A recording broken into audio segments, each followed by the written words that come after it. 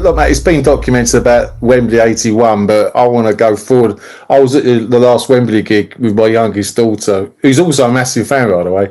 It sounds really weird. This is coming from a fan perspective. It felt like a poignant moment for me. So fuck knows what it felt like for you. I mean, you must have been going through a ton of emotion that night. Yeah, it was really weird, actually. It started great. You know, you arrive there, yeah, and it's all big and wonderful, and the the realization of being back there, having tried to get back there for so long, decades, was just initially it was just an amazingly lovely, warm feeling. This is everything, Yeah. And then as the day progressed and the show got closer, sound check sounded great. It just sounded huge, enormous, and the lights. Yeah. So I was just full of confidence until about 2 hours, I think, before, and then I just lost it.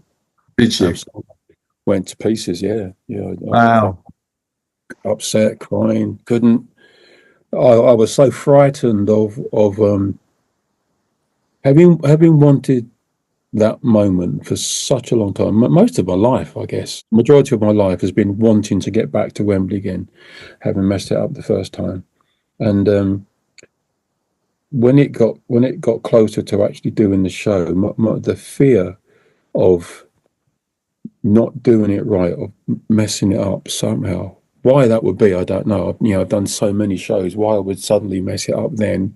But just the enormity of the significance of the moment was so great that it just crushed me. And at one point, and the bloody film crew are there, and it's all fucking, there's nowhere to go to just get yourself together and think clearly. It's constantly being pulled this way, that way, do this, say that, interview over there, blah, blah, blah. It was really mad, And Gemma took me off to one side and was just really lovely and really helpful. And he went and got my dad.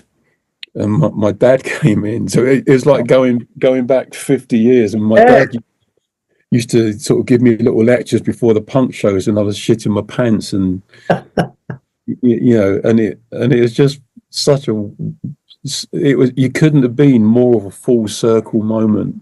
Everything, getting back to Wembley, my dad giving me a pep talk. My dad's pep talk is pretty much, "You'll be all right." That's it. Oh, thanks, Dad. Yeah, Thanks, Dad. But it did. It really did. I don't know why, but it was just lovely. He made me laugh. I'm sitting there, sort of head in my hands, and he sort of patting me on the back, about as sort of intimate as my dad gets. Oh, bless. You'll be all right, mate.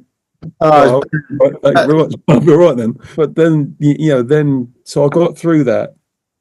I had two moments actually where I collapsed and got back, and I collapsed and got back again. But by the time I actually came to do it, you're standing backstage on the floor. You've got these big steps that you go up, and the band are all there, and the noise, the noise from the crowd was just, that's brilliant. It's a very special moment, It's a great night. So I felt emotion. It wasn't even my gig. I was just, because I've followed you for so long and knew the journey, and I thought, what's he going through right now? It was amazing gig as well. We spoke to Chris Payne, and we met Chris Payne. He played the Zane Griff show in London recently, so we had a chat with Chris, and he said that you'd created such a lovely family atmosphere at the Wembley show. He said it was just really lovely, like catching up with everybody. He said it was a really nice atmosphere. Yeah.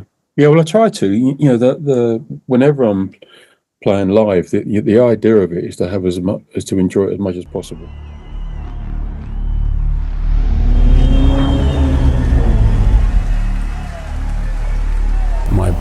dream was to get back to Wembley.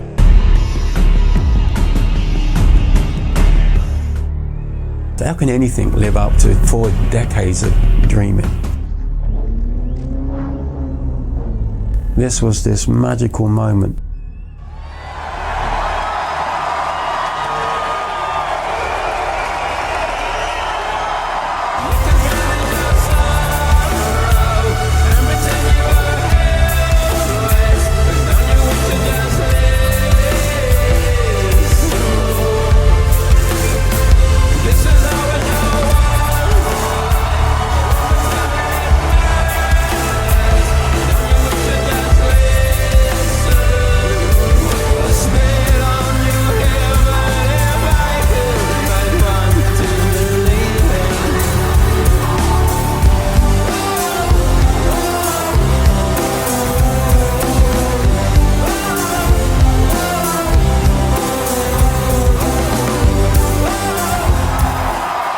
Just an incredible thing, certainly the most enjoyable show I've ever done.